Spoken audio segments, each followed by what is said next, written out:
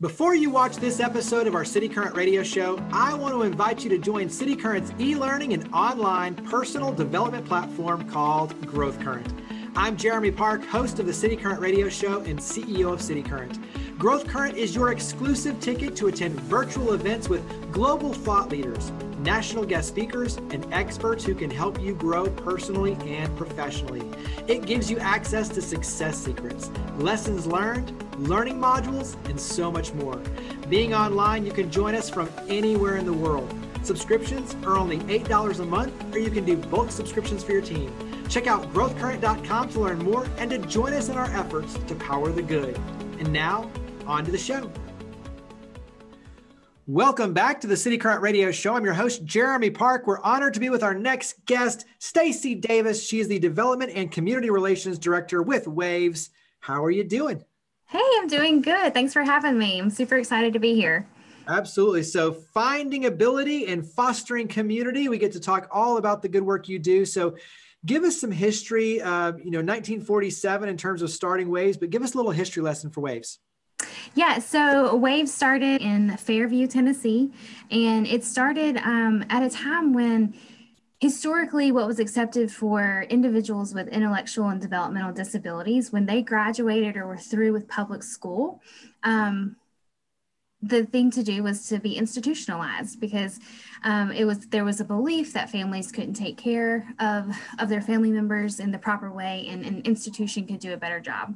Well, there was a group of families in Fairview, Tennessee that said, nope, we can do better, and we want to make waves in the community for this population. And so they created Waves. Since then, the organization has grown from being just a small day program taking care of just a couple of people, and it's grown into a program that serves all of Williamson County and a few surrounding counties, and we serve about 1,000 people every year through a variety of programs. We're no longer just a day program. We also have a residential program, and that's 6 homes throughout Williamson County. We have a little over 25 individuals that are living independently with staff members that are helping them with whatever needs they might have. We do have 2-day programs now, one in Franklin and one in Fairview, and that serves a number of individuals who need to learn independent life skills, socialization, be able to go out into the community and do everyday things just like you and me. And then we also have employment services. So any of our individuals who are looking to get a job, we have kind of a wraparound service for them to where we job coach them, we find placement within the community, and then our coaches serve as advocates within the employment base so that employers can learn more about how to interact with people with a disability of any kind. All of that's our adult services. And then we have an early learning service as well. So I was about to say, yeah, you cover a very wide spectrum, which is awesome. We do. Before we talk about the kind of the youth side of this, dive in a little deeper in terms of some of the things that really create success. And I'm thinking along the lines of like the therapeutic elements and some of the things when you talk about the independence, it's everything from learning to cook and make their bed. And there's so many little things that go into create the big opportunities. So talk about some of those small things that are the daily touch points, the daily lessons learned that create these big opportunities for independence. Yeah, so our staff, our DSPs, that's what we call them, our direct support professionals, they are working daily with our individuals to help them learn those everyday things that you and I might take for granted, like how to do laundry, how to properly pour whatever brand you use into the laundry washing machine and stuff like that. The benefits of making your bed every day, how to clean properly, and those kinds of things, because it doesn't come as easily to everyone like it does us. And so we're helping them learn those kinds of skills, because if they can do that by themselves, they can be more independent in their homes. They could possibly get a job. And we know that having a career or being able to do those kinds of things, it creates a sense of purpose, and it enhances your quality of life. And our whole mission is to help our individuals reach their full potential in whatever way that is. And I think there's a lot around, whether it's using music, light, all these things, but a lot of it is breaking down and really taking something like making your bed into small pieces, and them understanding the small pieces, and then being able to really learn and put it all together. And so a lot of it really is your team understanding the brain and how it operates, and being able to make all the dots connect in a powerful way. Talk about your team and the expertise and that side of it. Yeah, so our team, they really are the true heroes, especially during the pandemic, because they've been showing up every single day. But they're the ones that are there every day practicing these skills, and helping with the repetition of the skills. And so it's helpful for our individuals to be able to learn something. If you have someone who is being patient, who's giving clear directions, giving directions in a multitude of ways, like we have one of our job coaches was coaching one of our individuals at Taziki's in Franklin, and they were asked to clean off the countertop or something, and she said, "Do you want me to show you, or do you want me to tell you?" And he was like, "I want you to show me." And she said, "Do you want me to show you the right way or the wrong way to do it?" So he got to choose. And so from that, he was able to figure out what the correct way to wipe that table down so that it was ready for the next customer. And so our job coaches and our staff members are there to kind of help guide through those situations, and kind of interpret in a different way that you and I might not need, or might easily pick up on, or quickly pick up on. And so it's really amazing to see our individuals, as they start to pick up on those new tasks and learn things. And then you can see it grow from week to week. So the next week he's able to clean off the whole table by himself, and then identify the tables that need to be cleaned up, and do that more independently. And so that creates a situation where our job coach doesn't have to be there throughout the entire shift. So he can go to work more independently. And that's what we want to see.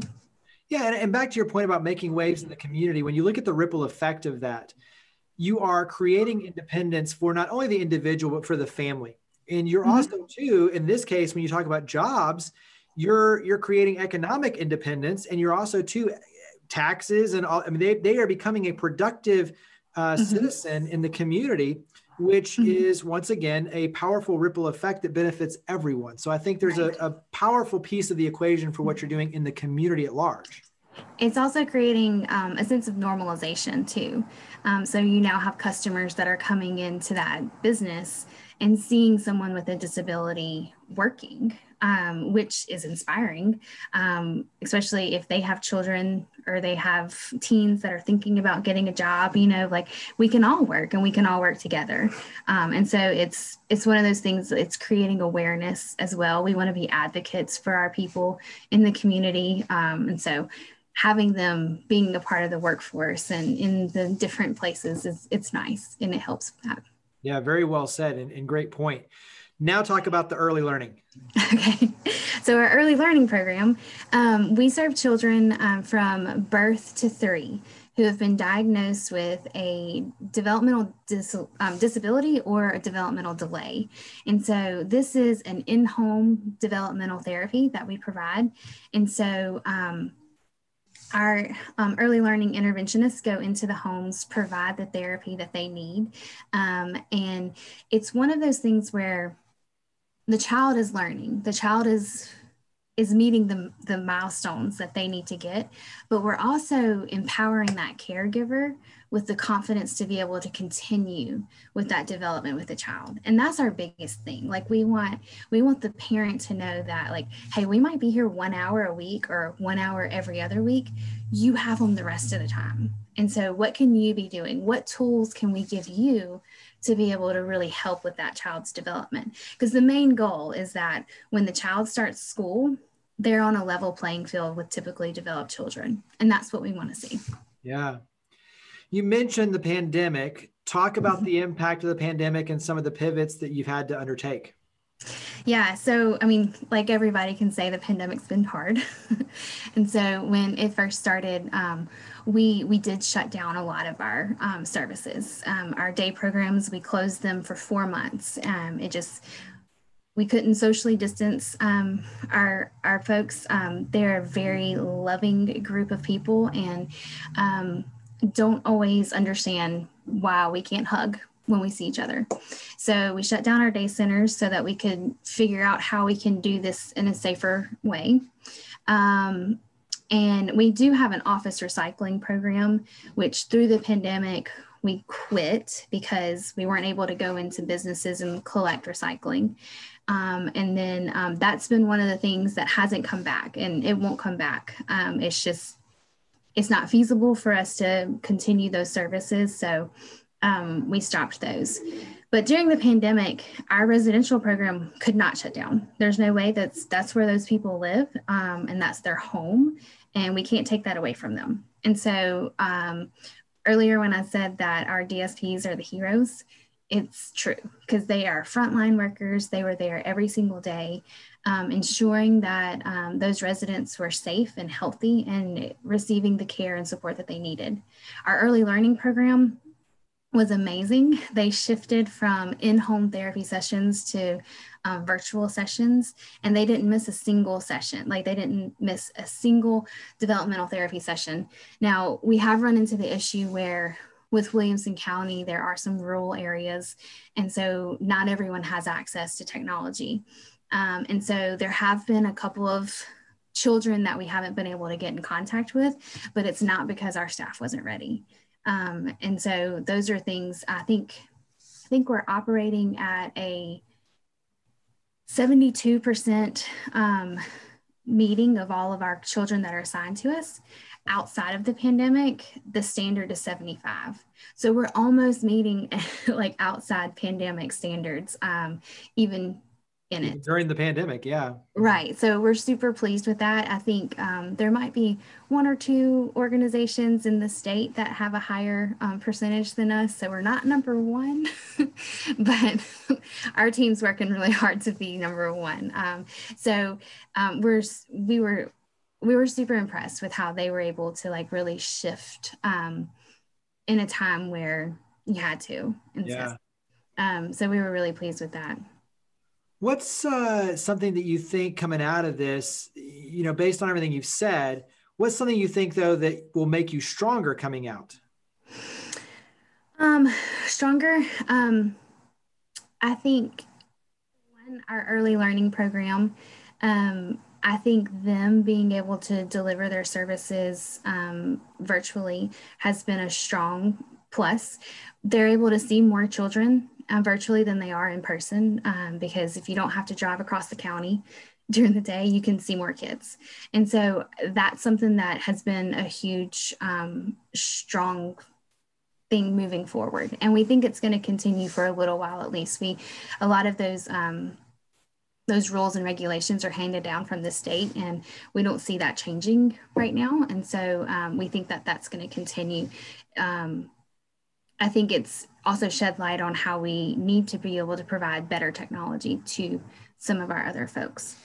So that's been a huge thing. I think it's also, it's shed light on the fact that like a lot of our services need more technology. And so we've been able to apply for grants and get more funding into our residential program and also our day program, which is now open, so that they can do more virtual learning and virtual interactions with other organizations. And so that's been really nice, because we still want to provide the high quality programming that they got pre-pandemic. And so we're just figuring out how we can do that better. And so like our day programs, they've taken music classes and dance classes virtually through another nonprofit, Backlight Productions. And that's been a great partnership, because they've really created a lot of programming that we've been able to utilize within our day programs. Which brings me to the next logical question is, how do we help? So when you talk about these different ways to help, like, how do we help? Yeah. So with With Waves, we always have volunteer opportunities. Like I said, we have 6 residents throughout Williamson County. And if you've ever been a homeowner or a renter of a home, there's always something to do. And so we have plenty of volunteer opportunities for the community to lend a hand in. Tons of yard work. We can always do more to make our homes more beautiful, because we feel that the homes should be just as beautiful as the people are. And so we want to be able to create a space that they enjoy living in, especially when they can't leave their homes right now. And so we want to create that great space for them so they enjoy it while they're there. And then our day centers, we're not allowing people into our day centers during the day just to limit the contact that we have with outside people.